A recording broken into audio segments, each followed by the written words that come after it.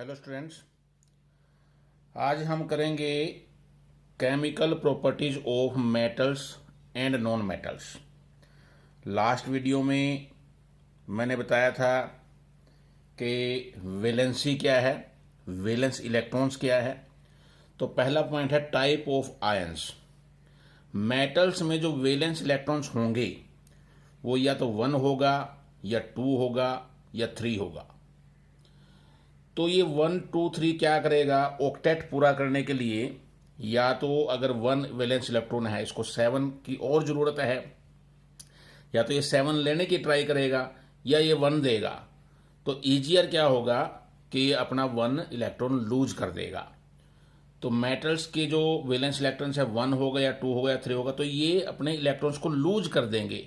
Therefore metals are electron donors. Non metals की valency आमतौर पर 5 या 6 या 7 होगी। ये अपना ऑक्टेट पूरा करने के लिए इलेक्ट्रॉन्स को एक्सेप्ट करेंगे, इसलिए नॉन मेटल्स इलेक्ट्रॉन एक्सेप्टर है। अब ये इलेक्ट्रॉन जैसे ही डोनेट करेगा, मान लो सोडियम का हम एग्जांपल लें, तो सोडियम का इलेक्ट्रॉनिक कन्फिग्रेशन है 281।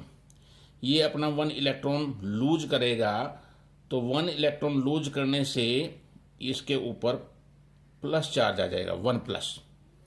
यानी इलेक्ट्रॉन जो लूज करेगा उसके ऊपर प्लस चार्ज आएगा हमेशा, जिसको हम कैटायंस बोलते हैं। ऐसे ही ये इलेक्ट्रॉन लेगा, अगर हम क्लोरीन का एग्जांपल लें 287, ये अपना ऑक्टेट पूरा करने के लिए एक इलेक्ट्रॉन एक्सेप्ट करेगा। तो क्योंकि एक्सेप्ट करेगा तो इसके ऊपर माइनस चार्ज आएगा, और माइनस चार्ज को हम बोलते हैं एनायन। तो मेटल्स कैटायंस बनाएंगे, नॉन मेटल्स एनायंस बनाएंगे। अब क्योंकि कैटायंस पे प्लस चार्ज है, पॉजिटिव चार्ज है, इसलिए मेटल्स को हम इलेक्ट्रोपॉजिटिव भी कह सकते हैं। And non metals are since minus charge, so they are called electronegative. तो ये तो टाइप्स ऑफ आयंस की बात हुई। अब आगे करते हैं हम reaction with oxygen. Metals oxygen से रिएक्शन कैसे करेंगे। मेटल्स भी ऑक्सीजन से रिएक्शन करने के बाद ऑक्साइड बनाएंगे, नॉन मेटल्स भी ऑक्सीजन से रिएक्शन करके ऑक्साइड बनाएंगे। लेकिन मेटल्स जो ऑक्साइड बनाएंगे उनकी नेचर होगी बेसिक, और नॉन मेटल्स जो ऑक्साइड बनाएंगे वो होंगे एसिडिक। एग्जाम्पल करते हैं, सोडियम एक मेटल है, ऑक्सीजन से रिएक्शन करेगा तो सोडियम ऑक्साइड बनाएगा। कैल्शियम है, ऑक्सीजन से रिएक्शन करेगा, कैल्शियम ऑक्साइड बनाएगा। तो ये दोनों बेसिक ऑक्साइड है। कैसे पता चलेगा, अगर हम इनको पानी में घोलते हैं, वाटर के साथ रिएक्शन करते हैं, तो ये सोडियम हाइड्रोक्साइड बनाएगा, ये कैल्शियम हाइड्रोक्साइड बनाएगा। हाइड्रोक्साइड जहां भी आ गया यानी वो OH आयंस देगा, तो वो हमेशा बेस होगा। तो मेटल्स ऑक्सीजन से रिएक्शन करके ऑक्साइड बनाएंगे। कौन से ऑक्साइड बनाएंगे, बेसिक ऑक्साइड बनाएंगे। नॉन मेटल्स ऑक्सीजन से रिएक्शन करके ऑक्साइड बनाएंगे, एसिडिक ऑक्साइड बनाएंगे। C+O2 CO2, S+O2 SO2, N+O2 कर सकते हैं हम NO2। ये सारे जो है ऑक्साइड्स हैं ये एसिडिक है। कैसे पता चलेगा, अगर हम इनको पानी में घोलेंगे तो ये कार्बोनिक एसिड बनाएगा, ये सल्फ्यूरिक एसिड बनाएगा, ये नाइट्रिक एसिड बनाएगा। तो नॉन मेटल्स की ऑक्साइड की नेचर एसिडिक है एंड मेटल्स की ऑक्साइड की नेचर बेसिक है। अब इनके कुछ एक्सेप्शन है। एल्यूमिनियम का जो ऑक्साइड है, एल्यूमिनियम ऑक्साइड या जिंक ऑक्साइड, ये दोनों मेटल्स के ऑक्साइड है, लेकिन ये बेसिक नहीं है, इनकी नेचर एम्फीटेरिक है। एम्फीटेरिक कौन से ऑक्साइड्स होते हैं, जिनमें एसिडिक भी प्रॉपर्टीज हो और बेसिक भी, यानी which shows both acidic as well as basic behaviour, they are called amphoteric oxides. Non metal के ऑक्साइड एसिडिक है, इनमें भी एक एक्सेप्शन है, वाटर। वाटर न्यूट्रल ऑक्साइड है, ना एसिडिक है ना बेसिक है। अब इन रिएक्शंस को बैलेंस अपने आप करना है। बैलेंस करने के लिए एक वीडियो आप देख सकते हैं, how to balance chemical equations, मैंने वीडियो डाला हुआ है, उससे आपको बैलेंस करना आना चाहिए। थर्ड पॉइंट है reaction of metals with water. अब वाटर के साथ जो है इसकी रिएक्शन से पहले एक ये रिएक्टिविटी सीरीज पहले भी मैंने एक वीडियो में बताया था, ये आपको याद होना चाहिए। इस रिएक्टिविटी सीरीज में ये मोस्ट रिएक्टिव एलिमेंट्स है, मोस्ट रिएक्टिव मेटल्स है, नीचे करते चले जाएंगे तो नीचे इनकी रिएक्टिविटी कम होती चली जाएगी। जैसे पोटेशियम सबसे ज़्यादा रिएक्टिव है, फिर sodium, calcium, magnesium, aluminium, zinc, इस तरह से ये सारे मेटल्स की सीरीज है। इसमें केवल हाइड्रोजन नॉन मेटल है। तो इसको हम याद कैसे कर सकते हैं? इसका एक तरीका है, काशीनाथ का माली आलू जरा फीके पकाता है, ऐसे याद कर सकते हो। काशीनाथ का माली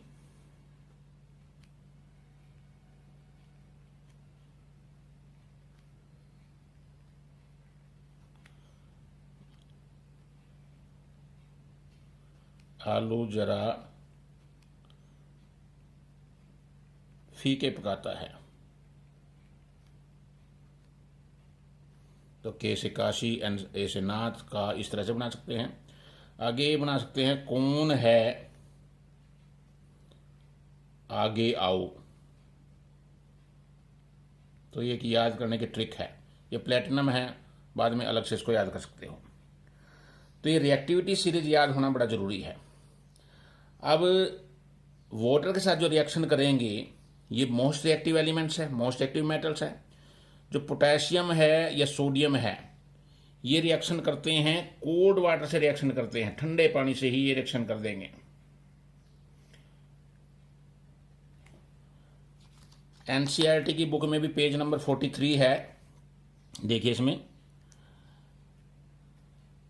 metals like potassium and sodium react violently with cold water, ठंडे पानी से भी वायलेंटली रिएक्शन करेंगे, बहुत तेजी से रिएक्शन होगी। In case of sodium and potassium the reaction is so violent and exothermic that evolved hydrogen immediately catches fire. यानी इतनी ज्यादा वायलेंट रिएक्शन है कि जो हाइड्रोजन निकलेगी, हाइड्रोजन इवोल्व होगी, वो आग पकड़ लेगी। हाइड्रोजन कैचेज फायर, ध्यान रखना है। तो जो मोस्ट एक्टिव मेटल्स है पोटेशियम और सोडियम, ये ठंडे पानी से ही रिएक्शन करेंगे, बहुत वायलेंट होगी रिएक्शन, और वायलेंट होने से बहुत एक्सोथर्मिक होगी, बहुत हीट निकलेगी। ये रिएक्शन है इसकी K+H2O KOH+H2, बहुत हीट एनर्जी साथ में निकलेगी, इसमें भी हीट एनर्जी निकलेगी, और ये इतनी ज़्यादा वायलेंट होगी कि हाइड्रोजन तुरंत आग पकड़ लेगी। नेक्स्ट है जो कैल्शियम है, reaction of calcium with water is less violent. Calcium भी ठंडे पानी से ही रिएक्शन करेगी, लेकिन इसकी रिएक्शन वायलेंट नहीं होगी, यानी हाइड्रोजन जो है इसमें आग नहीं लगेगी, it will not catch fire. अब गौर करो, इन तीनों रिएक्शंस में वाटर से रिएक्शन होकर क्या बना, मेटल हाइड्रोक्साइड प्लस हाइड्रोजन, सभी में मेटल हाइड्रोक्साइड बना प्लस हाइड्रोजन। तो ये सारा मेटल जो है वाटर से रिएक्शन करके मेटल हाइड्रोक्साइड बनाएगी प्लस हाइड्रोजन, लेकिन ये डायरेक्ट मेटल हाइड्रोक्साइड नहीं बनाएगी। पहले मेटल वाटर से रिएक्शन करके मेटल ऑक्साइड बनाते हैं प्लस हाइड्रोजन, फिर यही मेटल का ऑक्साइड फिर फर्दर जो है वाटर से रिएक्शन करके हाइड्रोक्साइड बनाएगा। तो हमारी ओवरऑल जो इक्वेशन बनती है वो बनती है metal plus water, metal hydroxide plus hydrogen. पहले ऑक्साइड बनेगा, ऑक्साइड फिर फर्दर जो है वाटर से रिएक्शन करके हाइड्रोक्साइड बनाएगा। ये हमारे 3 मेटल्स हो गए। अब बात करते हैं मैग्नीशियम की। मैग्नीशियम जो होगा, magnesium does not react with cold water, it react with hot water. इसकी रिएक्शन कोल्ड वाटर से नहीं होगी, ये गर्म पानी से रिएक्शन करेगा, हॉट वाटर से, और रिएक्शन करने के बाद वही हाइड्रोक्साइड बनाएगा प्लस हाइड्रोजन गैस बाहर निकालेगा। इसके बाद के जो 3 मेटल हैं, ये हमने पोटेशियम, सोडियम और कैल्शियम कर लिया। तीनों क्या करते थे, कोल्ड वाटर से रिएक्शन करते थे। पहले 2 में रिएक्शन बहुत ज़्यादा एक्सोथर्मिक है, फायर लग जाएगी। जो कैल्शियम है ये भी कोल्ड वाटर से रिएक्शन होगा, हाइड्रोक्साइड बनेगा, लेकिन इतनी ज़्यादा वायलेंट नहीं है। मैग्नीशियम कोल्ड वाटर से रिएक्शन नहीं करता, हॉट वाटर से रिएक्शन करेगा, हाइड्रोक्साइड बनाएगा। इसके बाद आगे जो एल्यूमिनियम, जिंक और आयरन है, ये वाटर से रिएक्शन करके मेटल ऑक्साइड बनाएंगे, ध्यान रखना है। उसमें हाइड्रोक्साइड बना था ऊपर, ये ऑक्साइड बनाएंगे और हाइड्रोजन गैस आएगी। Al प्लस H2O, ये एल्यूमिनियम ऑक्साइड हो गया प्लस हाइड्रोजन। ऐसे ही जिंक का ऑक्साइड हो गया प्लस हाइड्रोजन, ऐसे आयरन का ऑक्साइड हो गया प्लस हाइड्रोजन। तो इनमें हाइड्रोक्साइड क्यों नहीं बना? क्योंकि जैसे ही ये ऑक्साइड बनते हैं, इसमें ऑक्साइड की एक लेयर बन जाती है, ऊपर एक परत जम जाती है, और वो लेयर इसको फर्दर जो है रिएक्शन करने से रोकती है, इसलिए ऑक्साइड ही रहते हैं। तो ये हमारे मेटल्स की वाटर के साथ रिएक्शन है। इसके बाद जो नीचे की हमारे मेटल्स है, ये वाटर के साथ रिएक्शन नहीं करेंगे, ना कोल्ड वाटर के साथ, ना हॉट वाटर के साथ, ना स्टीम के साथ। हाँ, ध्यान रखना, ये जो लास्ट के तीनों है, एल्यूमिनियम, जिंक और आयरन, ये जो रिएक्शन करेंगे ये स्टीम के साथ रिएक्शन करेंगे। ये कोल्ड वाटर से कर लेंगे, वायलेंट है। ये भी कोल्ड वाटर से कर लेगी, कैल्शियम वायलेंट नहीं है। मैग्नीशियम हॉट वाटर से करेगा। और ये तीनों स्टीम, भाप के साथ जो है रिएक्शन करेंगे, और ये हाइड्रोक्साइड ना बना करके ऑक्साइड बनाएंगे।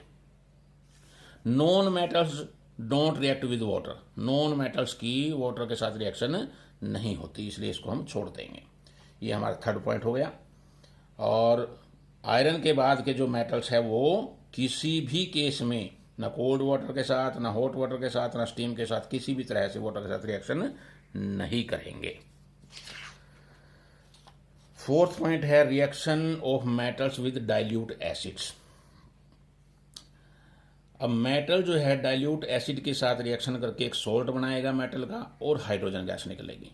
जिंक डाइल्यूट HCl से रिएक्शन करेगा, जिंक का क्लोराइड बन गया, एक सॉल्ट बन गया, हाइड्रोजन गैस निकल गई। अगर हम सल्फ्यूरिक एसिड की बात करें तो सल्फ्यूरिक एसिड से रिएक्शन करके जिंक सल्फेट हो जाएगा प्लस हाइड्रोजन गैस हो गई। दोनों केसेज में हाइड्रोजन गैस निकलेगी। लेकिन ये ध्यान रखना है, hydrogen gas not evolve when metal reacts with HNO3। इन दोनों एसिड से तो हाइड्रोजन गैस निकली है, लेकिन जब नाइट्रिक एसिड से रिएक्शन होगी मेटल्स की, तो हाइड्रोजन गैस इवॉल्व नहीं होगी। अब क्यों नहीं होगी, ये भी एक क्वेश्चन आ सकता है। क्योंकि जो नाइट्रिक एसिड है ये बड़ा स्ट्रॉन्ग ऑक्सीडाइजिंग एजेंट है। अब ऑक्सीडाइजिंग एजेंट क्या है? ऐसा एजेंट जो ऑक्सीजन सप्लाई करता है। इट मीन्स जैसे ही रिएक्शन होगी और हाइड्रोजन बनेगी, तो ये क्योंकि HNO3 बहुत स्ट्रॉन्ग ऑक्सीडाइजिंग एजेंट है, तो ये ऑक्सीजन सप्लाई करेगा, ऑक्सीजन इसको, हाइड्रोजन को, और हाइड्रोजन ऑक्सीजन से रिएक्शन करके तुरंत ही वाटर में कन्वर्ट हो जाएगी। तो इसलिए हाइड्रोजन गैस इवॉल्व नहीं होगी। कब? जब मेटल्स रिएक्शन करेंगे HNO3 के साथ। अब इसका भी एक एक्सेप्शन है। दो मेटल्स ऐसे हैं जो HNO3 के साथ भी रिएक्शन करके हाइड्रोजन इवॉल्व कर सकते हैं, मैग्नीशियम एंड मैग्नीज। इसको आप मामा याद रख सकते हो। यानी पहले तो मेटल जो है डाइल्यूट एसिड से रिएक्शन करके सॉल्ट और हाइड्रोजन गैस बनाएंगे, लेकिन HNO3 कहता है कि मैं ऐसा एसिड हूं कि मेरे साथ रिएक्शन करके कोई हाइड्रोजन नहीं इवॉल्व कर सकता। ठीक है, मान लिया। लेकिन दो मेटल्स फिर ऐसे आ गए, ये एक्सेप्शन है, वो कहते हैं कि हम तुम्हारे के साथ भी रिएक्शन करके हाइड्रोजन गैस बना सकते हैं। तो मैग्नीशियम और मैग्नीज ध्यान रखना है, मामा से याद रख सकते हो, MM से है।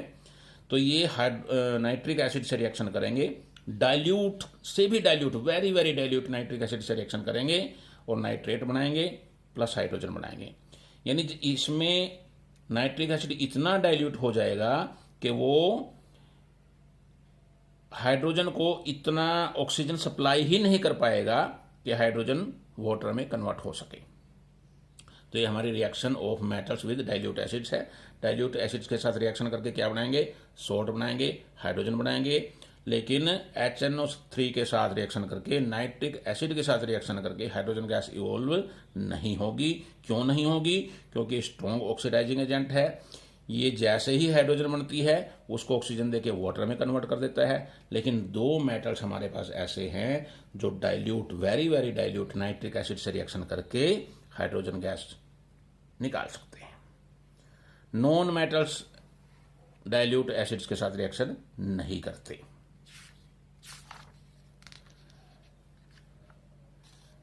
नेक्स्ट है रिएक्शन विद सोल्ट सॉल्यूशंस। ये एक वीडियो मैंने पहले डाला हुआ है, टाइप्स ऑफ केमिकल रिएक्शंस। उसमें डिस्प्लेसमेंट रिएक्शन किया था, वही displacement reaction he reaction of metals with salt solutions है। उसमें डिस्प्लेसमेंट रिएक्शन में क्या था कि जो एक मोर रिएक्टिव मेटल है वो लेस रिएक्टिव मेटल को डिस्प्लेस कर देगा। अब अगर हम सीरीज देखें, रिएक्टिविटी सीरीज, ये रिएक्टिविटी सीरीज है, इसमें से मैंने 3 मेटल्स को लिख लिया है यहाँ। जिंक अगर रिएक्शन करेगा आयरन सल्फेट से, अब जिंक रिएक्टिविटी सीरीज में ऊपर है यानी आयरन से ज़्यादा रिएक्टिव है, तो मोर रिएक्टिव मेटल क्या करेगा, लेस रिएक्टिव मेटल को उसके कंपाउंड में से डिस्प्लेस कर देगा और जिंक खुद जो है यहाँ आ जाएगा। आयरन को उसने डिस्प्लेस कर दिया, अलग कर दिया। जिंक कॉपर सल्फेट से रिएक्शन करेगा, जिंक कॉपर से भी ज़्यादा रिएक्टिव है, तो मोस्ट रिएक्टिव या more reactive element less reactive element को डिस्प्लेस कर देगा। अब अगर हम ये इक्वेशन देखें Fe+ZnSO4, आयरन जो है जिंक से ज़्यादा रिएक्टिव नहीं है, लेस रिएक्टिव है, तो मोर रिएक्टिव लेस रिएक्टिव को डिस्प्लेस करेगा, ना कि लेस रिएक्टिव मोर रिएक्टिव को। अब क्योंकि आयरन लेस रिएक्टिव है, ये इसको डिस्प्लेस नहीं कर सकता, तो there will be no reaction. और जो नॉन मेटल्स है वो सॉल्ट सॉल्यूशंस के साथ रिएक्शन नहीं करते, तो नॉन मेटल्स की तो रिएक्शन है ही नहीं। मेनली हमें मेटल्स के ही केमिकल प्रॉपर्टीज ध्यान रखनी है। अभी शुरू में मैंने यहाँ बताया था कि जो ऑक्साइड्स हैं मेटल्स के वो बेसिक है, लेकिन इसमें 2 एक्सेप्शन थे, एम्फोटेरिक ऑक्साइड्स। अब एम्फोटेरिक ऑक्साइड क्या है मैंने बताया था, इसको थोड़ा सा दोबारा कर लेते हैं, क्वेश्चन आ सकता है। What is amphoteric oxide? Oxide which show both acidic as well as basic behaviour. वो ऑक्साइड जो एसिडिक और बेसिक दोनों बिहेवियर शो करे वो एम्फोटेरिक ऑक्साइड है। एल्यूमिनियम ऑक्सीजन से रिएक्शन करेंगे, एल्यूमिनियम ऑक्साइड बनाएगा, तो एल्यूमिनियम ऑक्साइड एक एम्फोटेरिक ऑक्साइड है। जिंक ऑक्साइड भी एम्फोटेरिक ऑक्साइड है। एम्फोटेरिक का मतलब क्या है, जो एसिड का बिहेवियर भी शो करेगा, बेस का भी शो करेगा। अब ये रिएक्शन देखते हैं हम, aluminium oxide plus hydrochloric acid. अब हाइड्रोक्लोरिक एसिड ये क्या है, एसिड है, तो यहाँ एल्यूमिनियम ऑक्साइड क्या करेगा, बेस बन जाएगा, रिएक्शन करके सॉल्ट बन गया, वाटर बन गया। अब यहाँ NaOH ये क्या है, सोडियम हाइड्रोक्साइड। हाइड्रोक्साइड जहाँ भी है वो बेस बनता है, यहाँ ये बेस है, तो यहाँ ये एसिड का काम करेगा। यानी अगर एसिड से रिएक्शन करेगा तो एल्यूमिनियम ऑक्साइड बेस हो जाएगा, और अगर बेस से रिएक्शन करेगा तो एसिड हो जाएगा। तो इसलिए इसमें एसिड और बेस दोनों का ही बिहेवियर ये शो करने की प्रॉपर्टी है, इसलिए ये एम्फोटेरिक ऑक्साइड है। ऐसे जिंक ऑक्साइड भी एम्फोटेरिक ऑक्साइड है। अब आज मैंने जो कुछ भी कराया इसमें रिएक्शंस को मैंने कहीं बैलेंस नहीं किया, इसके लिए अलग से एक वीडियो है, how to balance chemical equations, वो देखिए, उसमें इक्वेशंस को बैलेंस करना सीखिए। और साथ ही साथ टाइप्स ऑफ केमिकल रिएक्शंस, उसमें पता चलेगा कि डिस्प्लेसमेंट रिएक्शन क्या है, ये वहाँ से देख सकते हो। तो केमिकल प्रॉपर्टीज हमने मेटल्स एंड नॉन मेटल्स की आज ही कंप्लीट कर ली है। नेक्स्ट वीडियो में हम मेटल्स एंड नॉन मेटल्स का ही कोई और टॉपिक लेंगे, और आई होप कि आपको अच्छी तरह से समझ आ गया होगा, और इसको 2-3 बार अच्छी तरह से स्टडी करना है। Thank you.